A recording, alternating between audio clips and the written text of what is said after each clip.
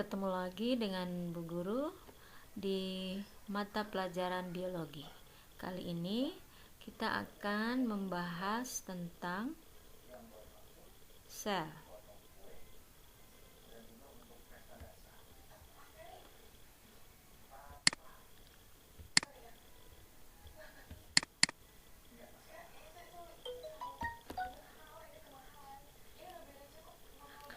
Ya, ini tentang sel.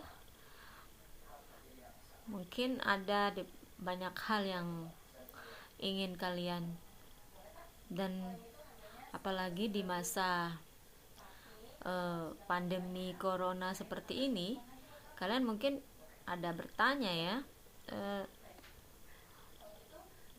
virus itu memiliki sel atau tidak. Nah, kalian nanti bisa menemukan jawabannya. Oke, kita mulai. Ini kompetensi dasar yang harus kalian miliki. Untuk kompetensi pengetahuan, kalian nanti harus bisa memahami komponen kimiawi penyusun sel, ciri hidup pada sel yang ditunjukkan oleh struktur, fungsi, dan proses yang berlangsung di dalam sel itu sebagai unit terkecil kehidupan. Kemudian untuk kompetensi keterampilan, kalian nanti diminta untuk mampu menyajikan fakta. Fakta tersebut mempresentasikan pemahaman kalian tentang struktur dan fungsi sel sebagai unit terkecil kehidupan dan penerapannya dalam aspek kehidupan. Tujuan pembelajaran kita kali ini, kalian bisa lihat itu ada beberapa item yang kalian harus bisa. Jadi tolong nanti diperhatikan.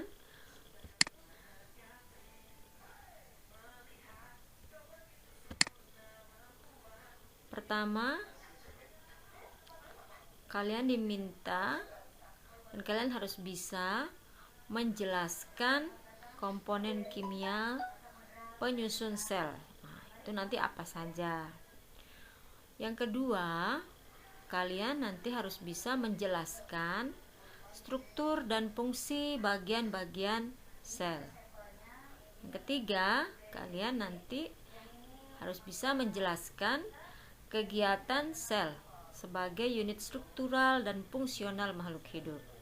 Yang keempat, tujuan kita adalah supaya nanti bisa menyajikan hasil pengamatan mikroskopik struktur sel hewan dan sel tumbuhan sebagai unit terkecil kehidupan.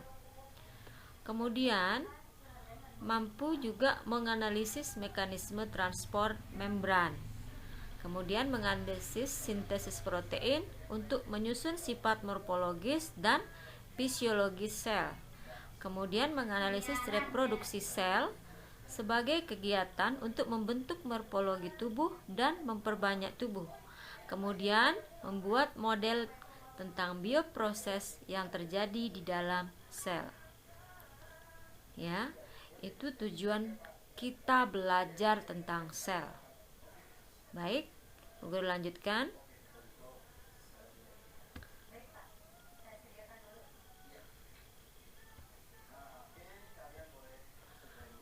Sekarang, dari mana kita bisa mempelajari sel? Di situ ada dua, sudah muncul. Bisa dari lingkungan kita mempelajari sel, bisa juga ilmu pengobatan. Apalagi selain itu adalah nanti bisa kita melihat dari metabolisme sel. Kemudian dengan kita mengerti tentang sel, kita juga bisa mengerti tentang penyakit. Nah, sekarang kan lagi populer tuh, si corona tuh lagi naik daun tuh. Nah, jadi nanti kalian juga bisa belajar dari itu. ya. Selanjutnya, selain itu nanti sel itu juga bisa dipelajari kaitannya dengan ilmu teknologi nano. Kemudian juga ada, kita bisa mempelajari melalui strukturnya, ya. Itu aspek-aspek yang kita bisa mempelajari sel. Nah, sekarang kita ke sejarah sel dulu.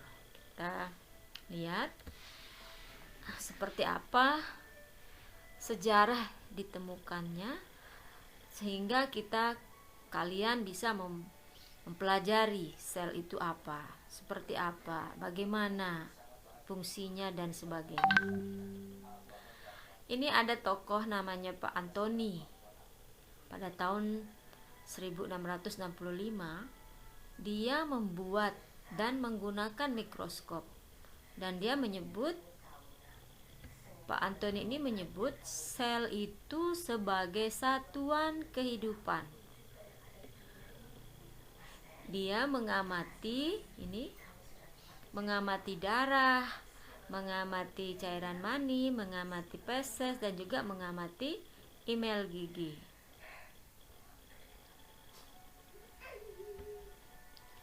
Nah, kemudian kalian bisa lihat itu ada gambar mikroskop dirancang oleh Hooke. Nama lengkapnya Robert Hooke pada tahun 1666. Pak Hooke ini mengamati sel tumbuhan. Nama tumbuhannya, nama latinnya adalah selula. Jadi dia mengambil sayatan daripada tanaman selula ini, atau bahasa Indonesianya adalah tanaman gabus, ya. Dia mengamatinya di bawah mikroskop yang seperti ini. Selanjutnya ada juga namanya Johannes. Pada tahun 1839 Pak Johannes ini menemukan yang namanya protoplasma. Nah, ini protoplasma. Jadi pertama kali terbentuk pada sel itu adalah protoplasma. Dia itu hanya tersusun dari nukleus dan sitoplasma. Kemudian ada juga Pak Rudolf Virchow 1858. Dia, Pak Rudolf ini mengatakan bahwa setiap sel itu berasal dari sel yang sebelumnya. Jadi Pak Rudolf ini beranggapan bahwa sel itu bisa muncul dari pembelahan sel yang telah ada sebelumnya. Oke, kalian bisa pahami sejarah sel. Kemudian ada lagi Pak Sheldon dan Suhwan, ya. Mereka berdua itu pada tahun 1838 dan 1839 mengemukakan sebuah teori sel dengan membuat pernyataan bahwa semua makhluk hidup terdiri dari sel-sel. Nah, sel itu sendiri merupakan unit struktural dan fungsional terkecil dari semua makhluk hidup. Dan Pak Suhwan sendiri mengajukan dua teori mengenai sel. Satu, semua organisme tersusun dari satu sel atau lebih. Kemudian yang kedua, sel itu adalah unit struktural semua jenis makhluk hidup. Selanjutnya kita lihat. Nah, ini ada gambar animasi. Ternyata sel itu begitu istimewa, menarik, unik, dan bisa dipelajari. Nah, membuat kita hidup karena dia memang sel yang hidup. Jadi sel itu bisa diambil dari sampel tumbuhan dan juga hewan.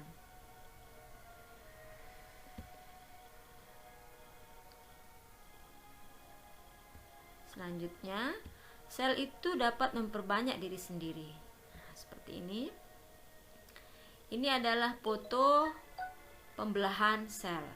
Nah, ini dia diamati di bawah mikroskop elektron dengan perbesaran ribuan kali sehingga bisa nampak seperti ini. Mungkin kalian ketika di kelas 10 kemarin sudah pernah mengenali tentang pembelahan sel, dan sepertinya Bu Guru melihat dan memang kalian sudah populer ini karena di SMP juga sudah sering kalian lihat gambar-gambar seperti ini. Ini gambar pembelahan sel. Nanti ada mitosis dan ada meiosis. Nah, kemudian sel itu bisa memperbanyak diri. Tentu dia itu pasti memiliki energi sehingga bisa berproduksi. Jadi sel itu memperoleh energi dan memanfaatkannya untuk perkembangan dan memelihara diri. Jadi selain energi itu digunakan untuk perkembangbiakan, dia juga untuk memelihara diri. Jadi seperti ini. Nah, ini kalian sudah pasti tahu. Ini contoh salah satu peristiwa mendapatkan energi. Ini adalah apa? Ya, fotosintesis ya. Ini salah satunya, energi itu didapat dari fotosintesis. Kemudian sel itu adalah sesuatu yang sangat kompleks dan sangat terorganisir. Ini ya, lihat, kompleks itu lengkap gitu, lengkap. Kemudian sel itu mempunyai program genetik dan perangkat. Jadi dia punya program, dia juga punya perangkat untuk menggunakan. Kemudian kita lihat lagi. Nah, ini adalah gambar rantai DNA, jadi materi genetik, sehingga bisa membuat program genetik. Dan kenapa dia bisa membuat program? Ya karena dia punya perangkat untuk membuat itu.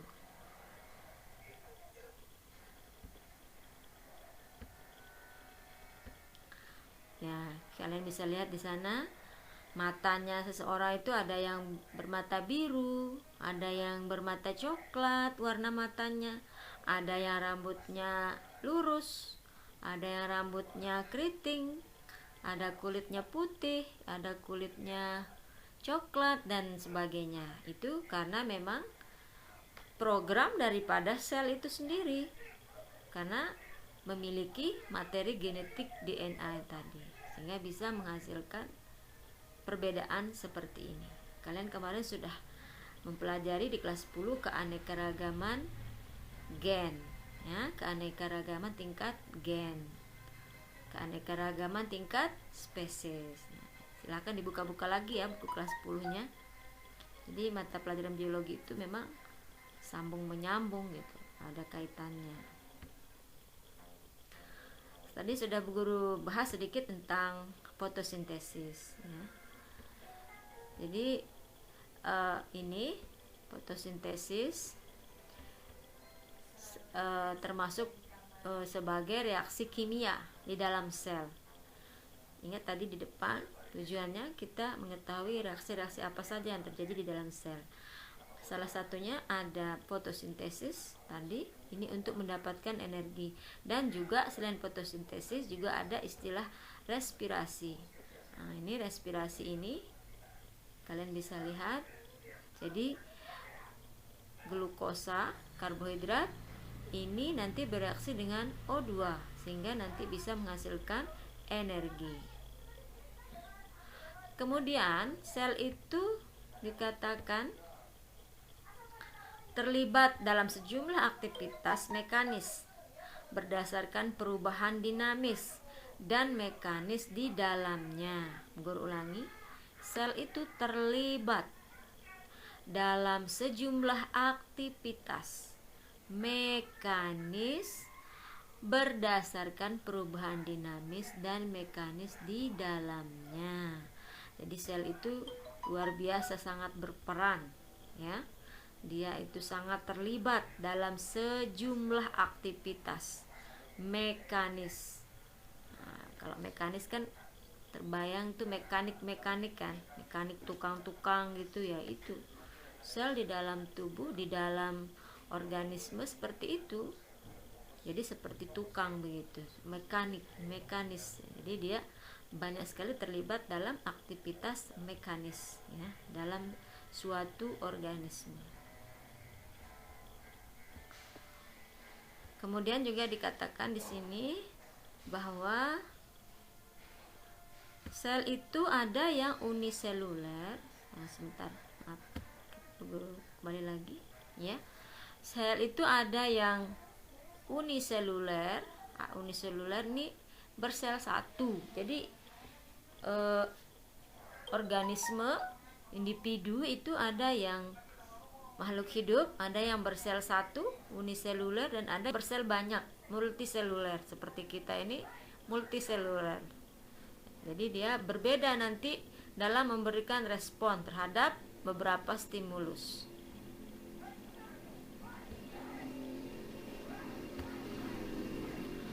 Dan sel itu juga dia melakukan regulasi, ya. Regulasi itu pengaturan. Jadi dia punya regulasi, ya. Makanya tadi dibilang sel itu adalah sesuatu yang sangat kompleks, sampai melakukan regulasi, pengaturan diri pun itu bisa, ya. Nah, ini salah satu contoh gambar sel kanker. Ini diamati di bawah mikroskop elektron, ya. Perbesarannya sudah ribuan kali nih, sehingga mendapatkan satu buah sel kanker seperti ini.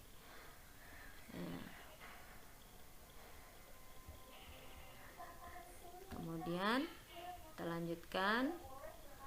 Nah, ini ada juga pada sel itu dikenal dengan respirasi. Tadi kan sudah bersinggung di depan, ya. Respirasi itu untuk mendapatkan energi. Nah, ini energi from food molecule by aerobic cellular respirasi. Respirasi seluler pada sel itu adalah kebanyakan secara aerob. Nah, kalian harus ingat, ada aerob, ada anaerob. Nah, nanti buka lagi buku biologinya, ya. Jadi pada sel itu berlaku respirasinya secara aerob, ya, respirasi aerob. Kemudian kita sekarang masuk kepada molekul-molekul penyusun sel. Nah, supaya kalian gampang menghafalnya, kita singkat dia dengan nama kapalan. Nah, kalau ingat kapalan kan kalian udah tahu, ya, bukan kutilan, ya, tapi kapalan. Nah, biasa kan kalau kaki-kaki yang kapalan gitu. Nah, ini beda. Kapalan itu kepanjangan dari karbohidrat, protein, air, lipid, dan asam nukleat. Itu ingat, ya. Inilah molekul-molekul penyusun sel. Kapalan. Coba. Karbohidrat, protein, air, lipid, dan asam nukleat. Oke, kita boleh next sekarang. Sekarang bagian-bagian sel. Nah, ya. Bagian-bagian sel yang utama itu ada 4. Membran sel yang paling luar, kemudian ke dalam lagi sitoplasma, masuk lagi nukleus yang tadi tempat materi genetik itu pada nukleus, dan ada nanti organel. Nah, sekarang di situ ada pertanyaan. Jelaskan fungsi yang dijalankan organel-organel untuk melihara kelangsungan karakteristik sel. Nah, organel itu apa? Kalian bisa membaca bukunya.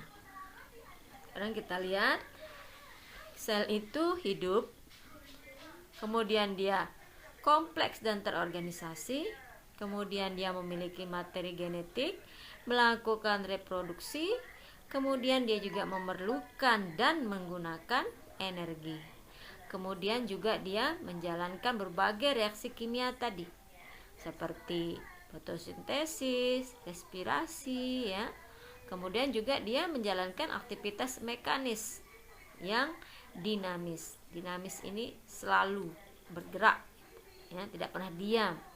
Nah, ini ya. Jadi ulangi, jadi sel itu hidup, kemudian kompleks dan terorganisasi, memiliki materi genetik, melakukan reproduksi, pembelahan sel, memerlukan dan menggunakan energi, dan menjalankan berbagai aktivitas reaksi kimia seperti fotosintesis dan respirasi, dan juga dia menjalankan aktivitas mekanik yang dinamis.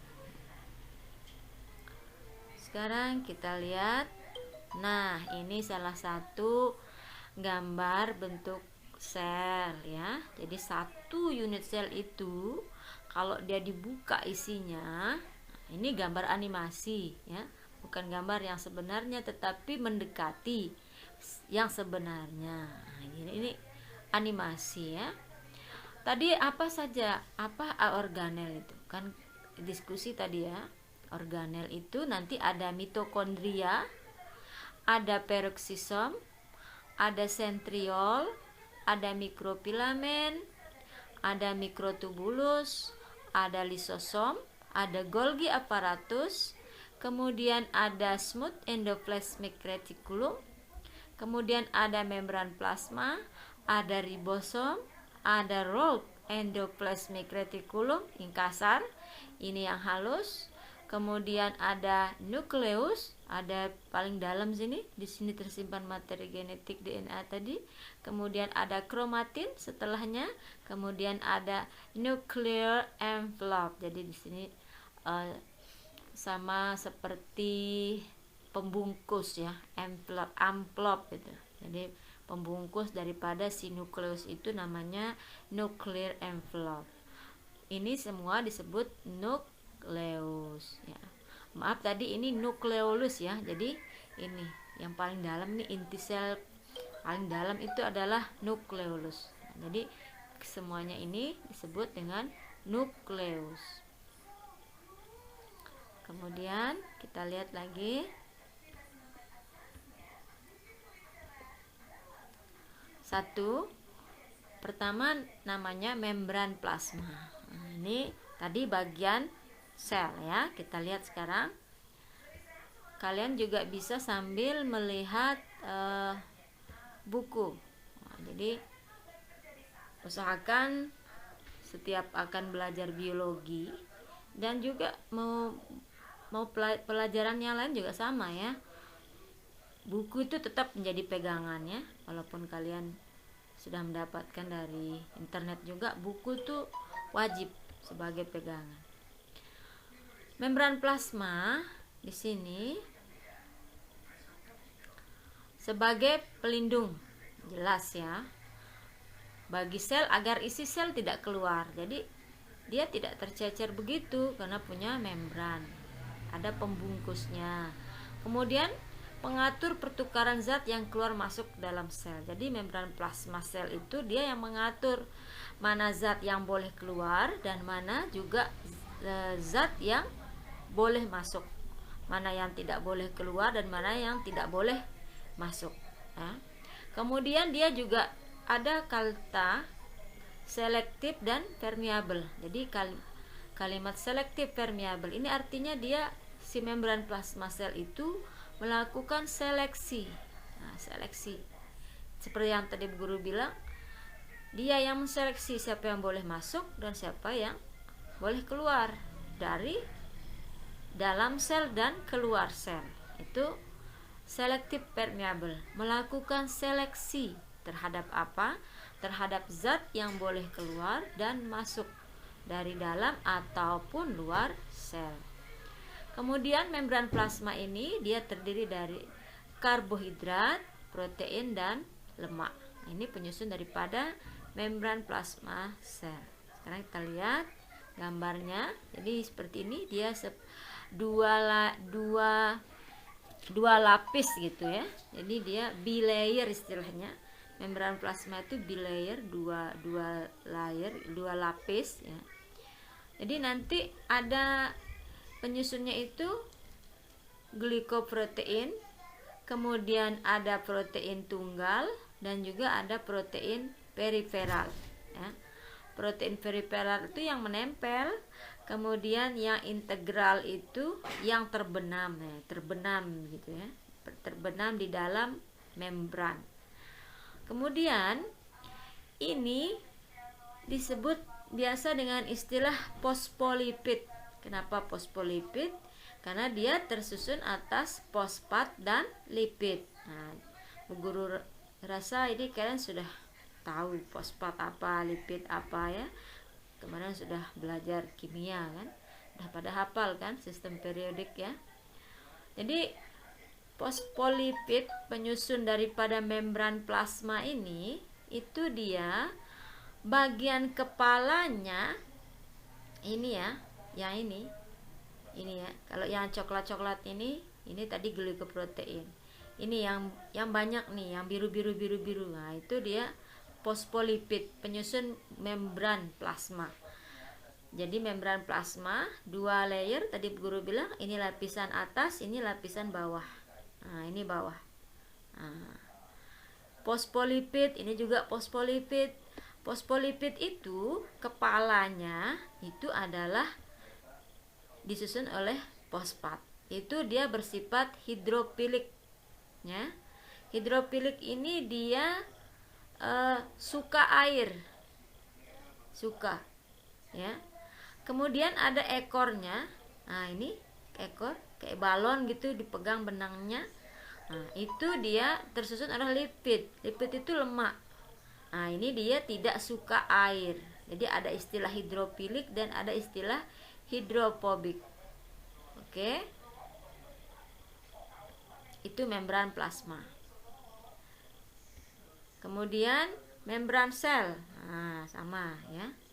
Membran plasma, membran sel. Tersusun atas 2 layer, 2 lapis. Fosfolipid, ini juga fosfolipid ya. Kemudian ada protein integral, ada protein ini periferal ya. Yang terbenam ini integral, yang menempel tuh periferal. Kemudian ada juga, nah ini kolesterol nih. Nah, ini kolesterol.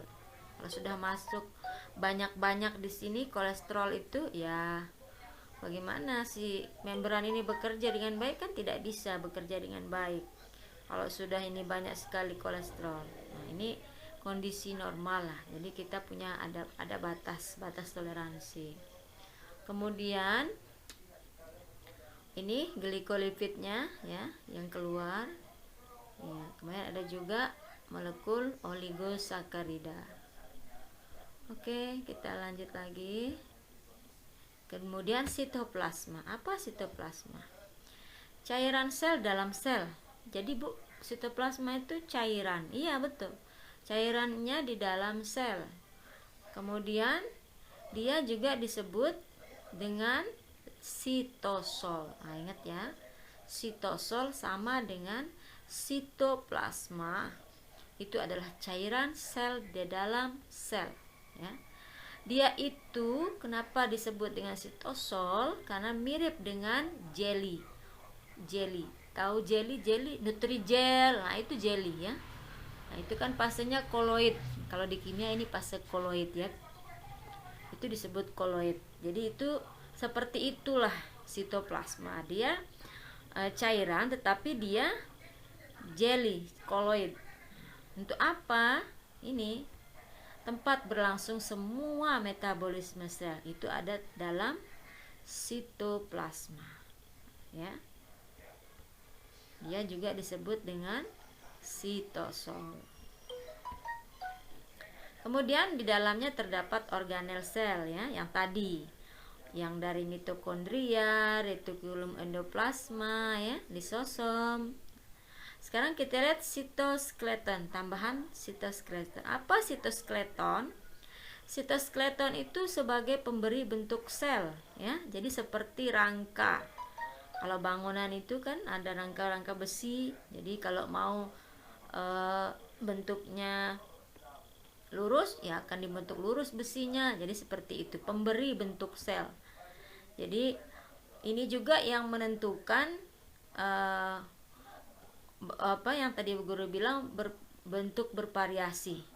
Misalnya bentuk rambut, ada yang keriting, ada yang lurus, tinggi badan seseorang ya, ada yang pendek, ada yang tinggi, bentuk wajah, ada yang bulat. Itu karena ini sitoskeleton pada sel. Jadi dia memberi bentuk pada sel. Nah, kemudian dia juga mengatur gerakan sel. Kemudian dia berupa apa? Sitoskeleton itu tersusun oleh protein filamen dan tubulus. Jadi itu rangka-rangka besi gitu, seperti itulah istilahnya ya. Dia memberi bentuk pada sel, itu namanya sitoskeleton. Sekarang kita ke inti sel. Tadi nukleus. Ya. Di sana dia berfungsi mengendalikan metabolisme. Sebentar, ini kelewat. Ya, mengendalikan metabolisme sel. Jadi pusat regulasi pengaturannya itu pada nukleus. Dia menyimpan informasi genetik. Tadi sudah guru sampaikan, namanya DNA. Materi genetik itu ada DNA. Kemudian di sana juga tempat penggandaan DNA. Itu nukleus. Sekarang kita lihat organel yang pertama, ribosom ya. Ribosom itu butiran kecil nukleoprotein yang tersebar di sitoplasma. Jadi si ribosom ini banyak sekali tersebar di sitoplasma. Kemudian ada juga yang melekat pada RE ya. Makanya dia disebut sebagai RE kasar karena dia ditempeli oleh ribosom. Kalau yang tidak ditempeli ribosom itu namanya RE halus. Apa fungsinya? Dia itu tempat melakukan sintesis protein. Sekarang ini tadi retikulum endoplasma RE, ada yang kasar, ada yang halus. Kalau yang kasar dia ditempeli ribosom. Ini ribosom ini kecil-kecil ini. Nah, ini ribosom. Nah, karena dia ditempeli gini makanya ini dia disebut sebagai retikulum endoplasma yang kasar, rogue ya. Rogue endoplasmic reticulum. Kemudian ada RE halus yang tidak ditempeli ini, tidak ditempelin ini. Nah, ini. Itu smooth endoplasmic reticulum. Kalau RE kasar itu untuk sintesis protein. Perhatikan, untuk sintesis protein. Kalau RE kasar, ingat tadi si ribosom itu fungsinya tempat sintesis protein. Jadi kalau retikulum endoplasmik kasar ya kaitannya dengan pembentukan protein juga. Kemudian kalau RE halus tidak ditempeli ribosom, dia sintesis lemak, untuk sintesis lemak. Sekarang kita ke badan Golgi. Oke, baik, sebelum Bu Guru lanjutkan, silahkan kalau memang kalian ada pertanyaan ditulis dulu. Kira-kira apa pertanyaannya? Bu Guru kasih kesempatan. Nanti ditulis, nanti kita lihat ya.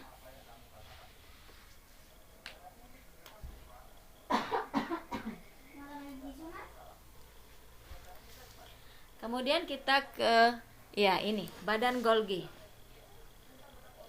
Badan Golgi itu berbentuk kantong pipih yang berkelok-kelok. Nah, ini berkelok-kelok ya. Dia fungsinya memodifikasi protein. Dengan cara apa dia memodifikasi? Dengan menambahkan oligosakarida. Itu namanya proses glikosilasi. Ya, penambahan oligosakarida untuk membentuk modifikasi protein. Kemudian dia juga membentuk lisosom. Nah, ini lisosom. Dia dibentuk tadi di mana? Di mana tadi dibentuknya? Si lisosom itu di tadi sudah, ayo. Apa tadi? Yang membentuk lisosom, iya, badan Golgi ya. Jadi membentuk lisosom. Jadi lisosom ini diproduksi di badan Golgi. Dia ini mencerna makromolekul. Sebentar. Nah, mencerna makromolekul secara intraseluler ya. Jadi dia mencerna, memakan gitu, mencerna. Kemudian dia mampu juga menghidrolisis lemak, protein, asam nukleat, dan polisakarida. Nah, ini bagian-bagiannya ya. Kemudian kita lihat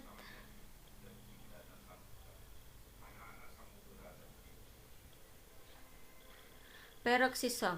Nah, tadi lisosom, sekarang peroksisom. Peroksisom ini ya, peroksisom. Nah, ini peroksisom ini menghasilkan enzim oksidatif untuk membentuk H2O2 untuk merombak lemak, menghasilkan enzim katalase untuk mengubah H2O2 menjadi H2O dan O2. Itu peroksisom. Jadi peroksisom ini dia membentuk H2O2 untuk merombak lemak. Jadi dia ini sebagai penghancur racun ya. Jadi kalau ada racun yang masuk, yang menghancurkan tuh ini peroksisom, karena dia mampu menghasilkan enzim oksidatif dan juga enzim katalase.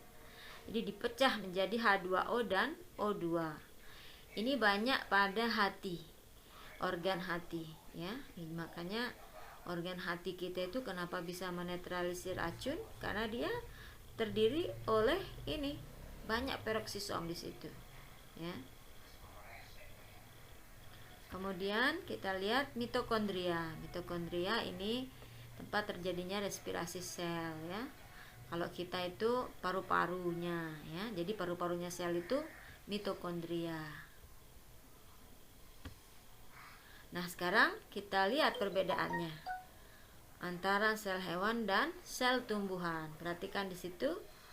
Kalau pada hewan itu dia memiliki sentriol. Tadi ingat sentriol itu apa? Ya, kaitannya nanti dengan sitoskeleton ya, rangka. Makanya lebih banyak variasinya yang tergolong hewan dibanding dengan yang tumbuhan. Kemudian dinding sel pada hewan itu tidak ada, tumbuhan itu ada. Makanya kalau kalian memegang, coba sekarang kalian pegang tangan kalian atau misalnya betis kalian, nah itu kan dia tidak keras kan, ada kenyal-kenyalnya kan. Nah, apapun itu hewan, tidak ada yang pernah keras sekali, itu pasti ada tempat kenyalnya kalau diremas gitu kan. Itu karena memang tidak ada dinding sel. Beda kalau tumbuhan. Nah, coba kamu pegang batang tumbuhan, daun tumbuhan, itu kan dia agak kaku ya, tidak ada kenyal-kenyalnya ya. Ya, karena dia memiliki dinding sel. Kemudian vakuola pada hewan itu kecil. Ya, makanya dibandingkan dengan tumbuhan yang vakuolanya besar. Nah, jadi dia lebih banyak bisa menyimpan cadangan makanan si sel tumbuhan bisa berfotosintesis ya. Jadi dia memiliki gudang penyimpanan makanan tuh besar, vakuolanya besar. Kemudian kalau pada hewan itu tidak memiliki plastida, kalau tumbuhan tuh ada plastida ya. Plastida itu yang memberikan warna ya. Kemudian juga yang nanti kalian bisa lihat pada pigmen. Jadi untuk masalah warna itu lebih banyak pada tumbuhan ya. Jadi ragam warna itu banyak, yang merah, kuning, ungu. Nah, itu kan kebanyakan dari tumbuhan kan, karena memang ada plastida. Kemudian kita lihat lagi, nah ini tadi perbedaannya. Ini untuk sel hewan ya 100. Kemudian ini untuk sel tumbuhan. Perbedaannya lihat. Vakuolanya besar sekali. Ada dinding sel ini. Nah, dinding sel. Kalau ini dia hanya kita sel hewan itu hanya dia dilindungi oleh membran plasma. Kalau ini selain membran plasma juga terdapat dinding sel.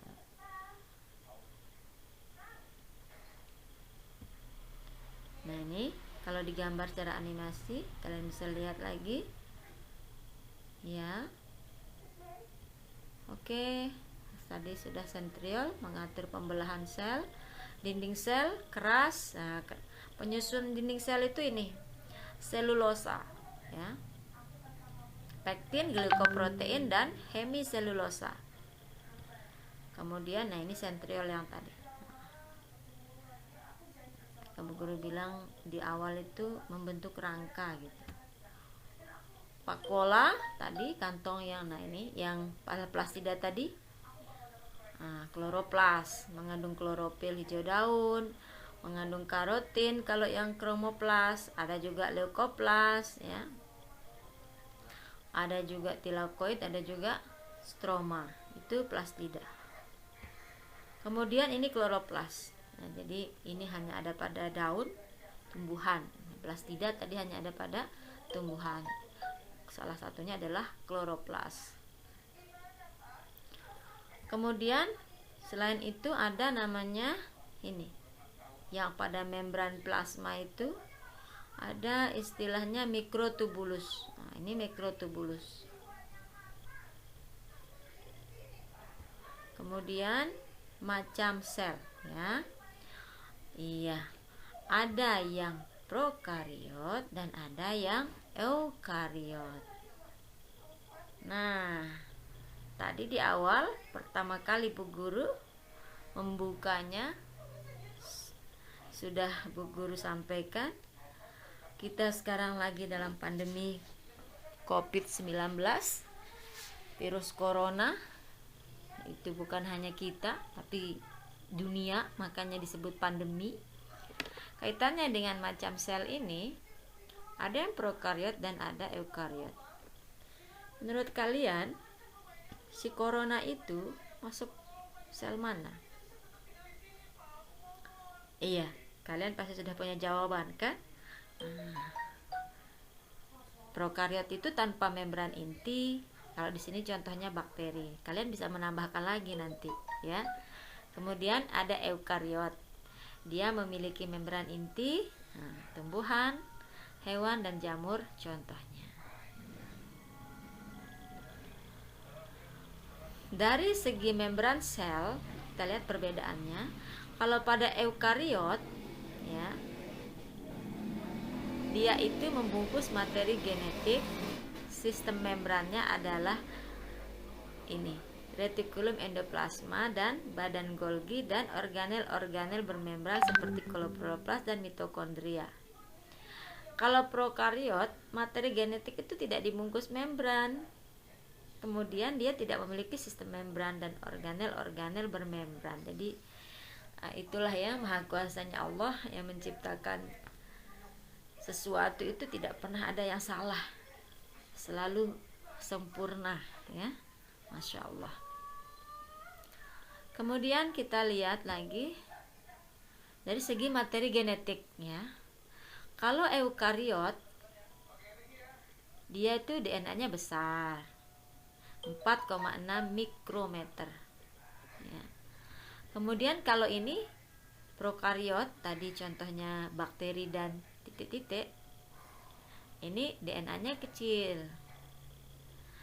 Kemudian DNA pada eukariot itu berbentuk linear, berasosiasi dengan protein. Dia tersimpan dalam kromosom. Kemudian DNA-nya kalau pada prokariot adalah berbentuk sirkuler, artinya tidak berasosiasi dengan protein dan dia tidak tersimpan di dalam kromosom. Jadi dia lebih ringan gitu. Makanya kenapa si bakteri dan virus ini cepat sekali berkembangnya ya, karena seperti ini memang dia tidak memiliki membran, dan walaupun membrannya itu hanya sebagai pembungkus organel, itu pun terbatas ya. Ini ya. Kemudian DNA-nya juga seperti ini. Kemudian kita boleh lanjut ya. Dari struktur sitoplasma. Sitoplasma itu kan tadi cairan selnya, sitosolnya, ya, tempat reaksi selnya. Kalau pada eukariot itu memang ada salurannya. Jadi di sana ada transportasi. Jadi boleh keluar masuk ya, jadi dari sini ke sana, mau nganterin barang, balik lagi. Nah, itu sudah kompleks kalau eukariot. Kalau prokariotnya itu secara sederhana, itu dengan cara difusi, ya, sederhana. Jadi hanya satu cara kalau dia mau melewati ini, mau ke ini, enggak seperti eukariot yang lebih banyak ya. Kemudian dia memiliki banyak elemen sitoskeleton kan, untuk pergerakan, kontraktilitas, dan untuk support mereka.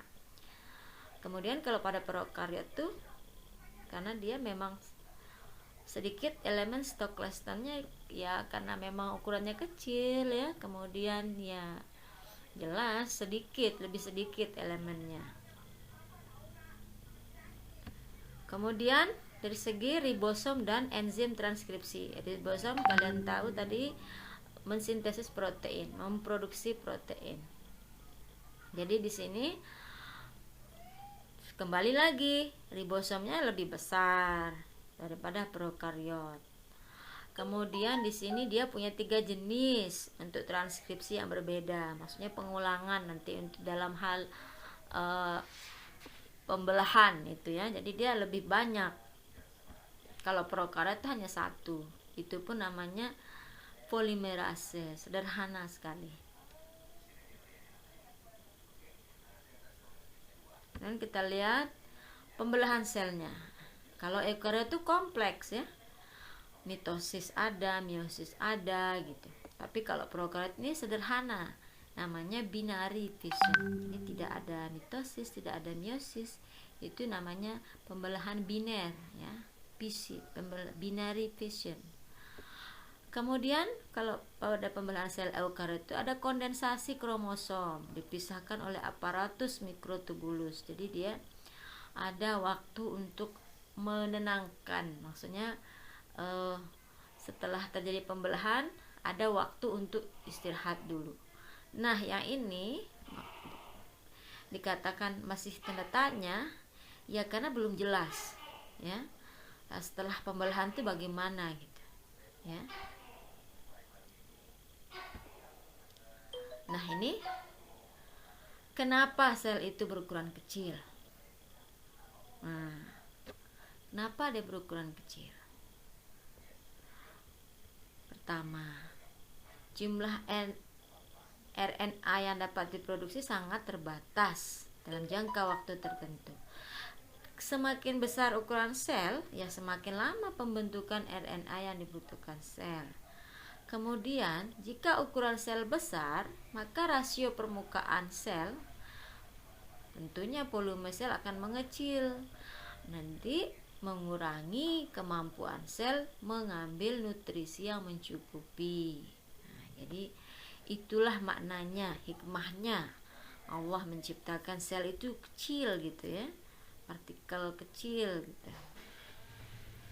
Kalau sel itu semakin besar, jarak dari permukaan ke interior sel juga semakin besar. Kemudian waktu yang diperlukan untuk difusi material dalam sel itu secara metabolik ya akan semakin lama. Misal, oksigen membutuhkan waktu 100 mikrosecond untuk berdifusi sepanjang 1 mikrometer. Tapi memerlukan waktu 10 juta lebih lama untuk berdifusi 1 milimeter. Nah, itu ya.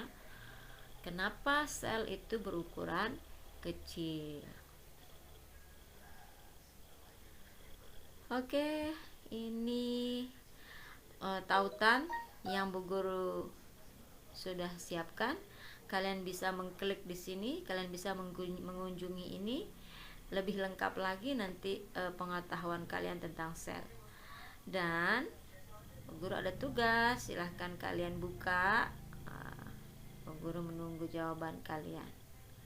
Oke, ini untuk mengukur kemampuan kalian.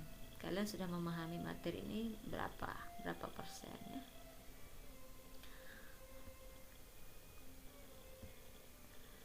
Terima kasih sudah menonton. See you next time. Oke.